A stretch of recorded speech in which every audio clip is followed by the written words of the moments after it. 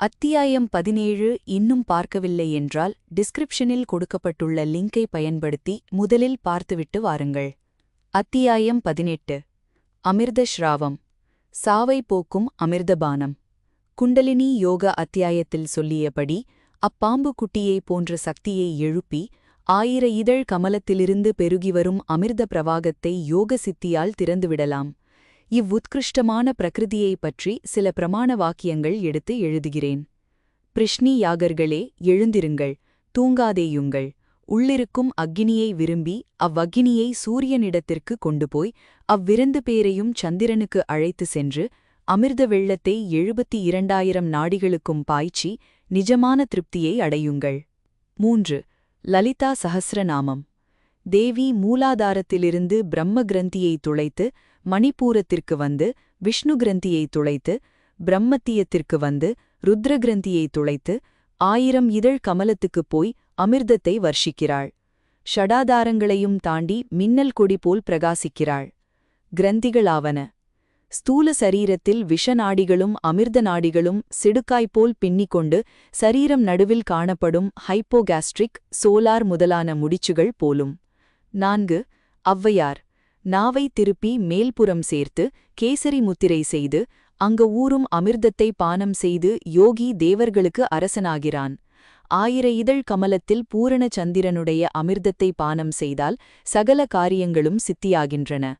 ஓங்காரமென்னும் இடத்திலிருக்கும் அமிர்தத்தை பருகி பசியையும் சாவையும் ஜெயிக்கலாம். பரமாத்மாவின் ஒளி அருகே ஓடுகிற அமிர்த ஊற்றை திவிட்டுகிற மட்டும் தரிசித்தால் யமனை ஜெயிக்கலாம். ஞானம் வரும். ஆகாயத்தில் நடக்கலாம். கேசரி முத்திரையானது நாவை செவ்வையாய் நீட்டிக்கொண்டு உள்நாக்கின் பின்புறமாய் நாக்கை திருப்பிக் கொண்டு நெஞ்சில் இறங்கும் நாசித்வாரங்களை அடைப்பதாகும். இதனால் குளோசோஃபாரிஞ்சி முதலான நாடிகள் தூண்டப்படுவதுடன் அமிர்த திரவங்கள் ஊறும் உறுப்புகளாகிய பிட்யூட்டரி, பீனியல் என்னும் உறுப்புகள் தூண்டப்படுகின்றன. அமிர்த ஊற்றை உற்றுப் பார்ப்பது என்பதினால் திருஷ்டி கூர்மையினாலேயே ஆக்யுலோமோட்டார் என்கிற அமிர்த நாடிகளாலே உள் ஊற்றுகள் தூண்டப்படுகிறதாக கொள்ளலாம். 5. சில சூக்ஷ்ம தரிசிகள் இவ்வமிர்த ஊற்றை பிட்யூட்டரி, பீனியல் முதலான முளை உறுப்புகளின் திரவங்கள் என்றே கருதுகிறார்கள்.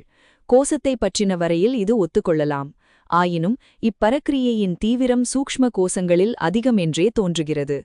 இந்த அமிர்த பிரக்கிரியை சம்பந்தமாக திருஷ்டி யோகங்களும் ஓங்கார அனுசந்தானமும் சேர்ந்திருப்பதால் இவ்வபியாசம் விஞ்ஞானமயத்திலேயே விசேஷ பலிதம் என்று சொல்லக்கூடும். இதனால் யோகி எவ்வுலகமும் செல்லலாம் என்ற ஔவையாருடைய பிரமாண வாக்கியத்தாலும் விஞ்ஞான ஆனந்த கோசங்களே ஜீவனை சகல உலகங்களுக்கும் கூட்டிச் செல்லுகிறது என்ற சித்தாந்தத்தாலும் இந்த திவ்ய அமிர்தம் எல்லா கோசங்களையும் வியாபித்திருக்கிறது என்று சொல்ல வேண்டும். நேரில் 6. ஞானேஸ்வரர் யோகம். பிரம்மரந்திரத்தில் 1000 இதழ் கமலமே அபரிமிதாமிருதத்தின் ஸ்தானம். சிவப்பும் வெள்ளையும் நீலமும் மஞ்சளுமாக பிரகாசிக்கிறது. அப்பார்வையே சுத்தம். நிவ்ருத்தி நாத் எனக்கு சொன்ன ரகசியத்தைப் பற்றி சொல்ல வேண்டியதில்லை. பரமாகாசத்தின் குடுமியில் 4 வரிசை இதழ் அடங்கிய தாமரை இருக்கிறது. முதல் வரிசை 31 சாண, அடுத்தது கட்டைவிரல் பிரமாணம், அடுத்தது ஒரு கட்டை விரல், அடுத்தது ஒரு தானிய பிரமாணம். அத்தளங்கள் சிவப்பும் வெள்ளையும் கருப்பும் நீலமுமாயிருக்கின்றன. உள்ளே மஞ்சள் நிறமாய் மயிர்கள் போல் தோன்றியிருக்கின்றன. பிரம்மா முதலான தேவர்களுக்கும் ஞாலத்தை கொடுக்கிற உயர்தரமான தேன் அங்கே ஓடுகிறது. இதுதான் ஸ்ரீ கோவிந்தருடைய நிஜஸ்வம். யோகாசனத்தில் உட்கார்ந்திருக்கும் யோகியையே ஒரு கமலமாக பாவித்தால் அவன் ஆசனத்திலிருந்து ப்ரூமத்தி வரையிலும் 31 சாண உயரமுள்ள தாமரை இதழ்களில் வெளியடுக்காக பாவிக்கலாம். ஆக்ஞா சக்கரத்திற்கு மேல் பிரம்மரந்திரம் உட்பட ஒரு கட்டை விரல்களும் ஒரு தானிய அளவுமுள்ள அவகாசத்தில் சூக்ஷ்ம ஆதாரங்களை தளமாக பாவித்து மகரந்த ஸ்வரூபத்தையும் ஸ்ரீ கோவிந்த ஸ்வரூபத்தையும் தியானிக்கலாம்.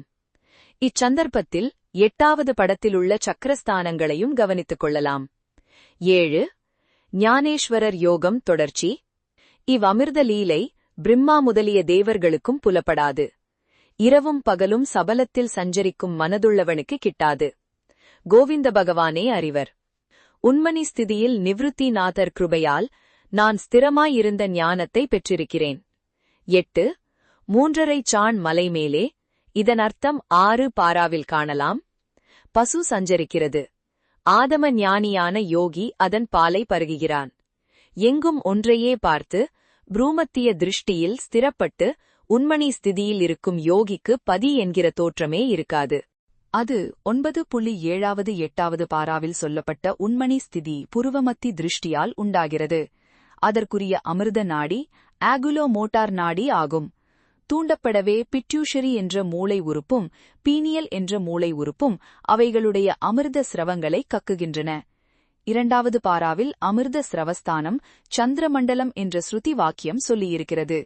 அதற்கொத்ததாகவே பிட்யூஷரி என்ற உறுப்புக்கு சந்திர பரிகரமான அளவு 273 நாட்களுக்கு சரியாகவே ஸ்ரவ விருத்தி க்ஷயம் ஏற்படுகிறதென்று மேல்நாட்டோர் ஆராய்ச்சியில் கண்டுபிடித்து ரூபித்திருக்கிறார்கள். ஸ்திரீகள் மாச தர்மமும் இதே அளவை ஒட்டி வருகிறதென்றும் கண்டுபிடித்திருக்கிறார்கள். பகிஷ்டை கடுவுக்கு 7 முதல் 10 நாள் முந்தி பிட்யூஷரி ஸ்ரவம் கீழிறங்கி கர்ப்பமேற்றிக் கொள்ளும் ஸ்திரீ ரஜஸ் சோனபிந்து அணு ஓவம் வை வெளிப்படுத்தி வைக்கிறதாம். பர்த்ததா சம்சர்க்கமாய் சிதபிந்து ஸ்பெர்மட்டசோவா சேர்ந்து கர்ப்பம் தரிக்காவிட்டால் அந்த அணு சுருங்கி பகிஷ்டை ஸ்ரவத்தில் வெளிப்படுகிறது. இப்படி அமிர்த நாடிகளும் அமிர்த உறுப்புகளும் தேகத்தில் அங்கங்கே ஏற்பட்டிருக்கிறதை கவனித்தால் பரமேஸ்வரி கிருபா லீலைகளும் காமகலா விலாசமும் நன்றாக நமக்கு புலப்படுகின்றன போலும். ஸ்வப்ன ஆராய்ச்சி சாஸ்திரத்தில் மேல்நாட்டு ஆராய்ச்சியில் கண்டுபிடித்திருக்கிறதாவது, ஒரு குழந்தை மிட்டாய் இல்லையே என்று அழுது தூங்கினால் நிரம்ப மிட்டாய் தின்பதாக ஸ்வப்னம் காணுமாம். அப்படியே முக்கால்வாசி ஸ்வப்னங்களும் குறைகளை நிறைவேற்றுகிறதாம். இது தூக்கத்தில் தாலாட்டும் உலக மாதாவின் அனுகிரகம்தான். அப்படியே விஷஜந்துக்கள் இருக்கிற இடத்தில் அவைகள் கடித்தால் விஷத்தை போக்கடிக்கிற மூலிகையும் இருக்கிறதென்று பொது கொள்கை. உதாரணமாக வடக்கே மலைக்காடுகளில் சென்றால் ஒருவித காஞ்சோரி இலை பட்டு தேகம் முழுவதும் அரிப்பு கிளம்புவதும், அதன் செடித்தண்டுக்கு பக்கத்திலேயே முளைத்திருக்கும் கீரையை பிடுங்கி தேய்த்து கொண்டால் அரிப்பு சரிப்படுகிறதும் பிரத்யக்ஷானுபவம். அப்படியே அசுத்த மைதுனம், கோபம், வியாதி முதலான தோஷங்களால் உண்டாகும் விஷ தோஷங்கள் நம் உடம்பில் ஏற்பட்டால் சிகிச்சைக்காக அருகிலேயே அமிர்த ஸ்ராவ் உறுப்புகளையும் நாடிகளையும் ஜகதம்பாள் ஏற்படுத்தியிருப்பது அவளது ஆச்சரியகரமான கருணையே. அத்தியாயம் 18 முழுமையாக பார்த்ததற்கு நன்றி.